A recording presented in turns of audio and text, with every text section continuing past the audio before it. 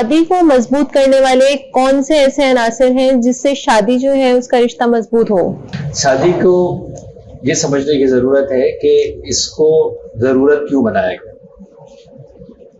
ہمارا خالق بہترین طور پہ جانتے ہیں کہ انسان کی ضرورت انسان ہے، اور ایک معاشرہ بنانے کے لیے، فلاحی معاشرہ بنانے کے لیے پہلا یونٹ گھر ہوگا، اور اس گھر کے اندر ایک مرد اور ایک عورت ہوگا، اور ان کا ایک نکاح کے رشتے میں منسلک ہونا ہوگا، اور اس کمٹمنٹ کے بعد ان کی اولاد ہوگی، یونٹ بنے گا، فلاحی معاشرہ تشکیل پائے گا.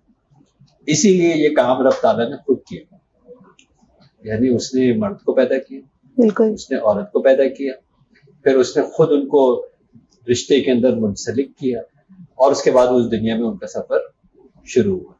تو اگر ہم ایک بڑی پکچر کے اندر ایک معاشرے کو دیکھتے ہیں اور اس کو ڈیوائڈ کرنا شروع کرتے ہیں، تو اس کے اندر ملک بنے گا، پھر شہر بنے گا، پھر علاقہ بنے گا، اور پھر آخر کے اندر گھر بنے گا.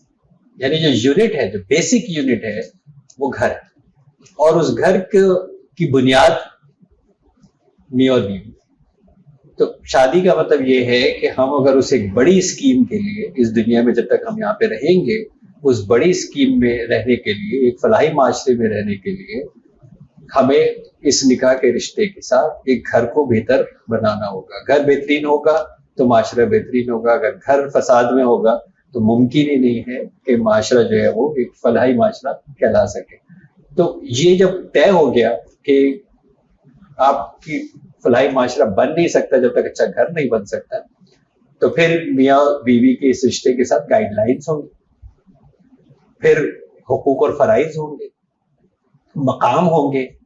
یہ ایک یونٹ، ایک ادارہ ہے، اس ادارے کے کچھ قوانین اور ضوابط ہوں گے.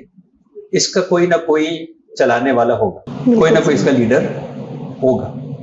اور جس طرح ایک ملک چلتا ہے تو ایک حاکم ہوتا ہے، باقی ایک رعایا ہوتی ہے، عوام جس کو آپ کہتے ہیں، تو اسی طرح یہاں پر بھی کوئی قانون سازی ہوگی، اس کی بھی ایک گائیڈ لائن ہوگی کہ ایک لیڈر ہوگا، اور اس لیڈر کی سب سے زیادہ ذمہ داریاں ہوں گی، اور اس کا کام یہ ہے کہ وہ ہر ممکن کوشش کرے گا کہ یہ جو یونٹ بنا ہے، یہ جو معاشرہ کی تشکیل ہونے جا رہی ہے اس ادارے کے ساتھ، جس کو آپ گھر کہہ رہے ہیں، اس کے اوپر جو بھی قواعد و ضوابط طے ہوئے ہیں اس کی امپلیمنٹیشن ہوگی، یہ اس کی ذمہ داری ہوگی. بالکل.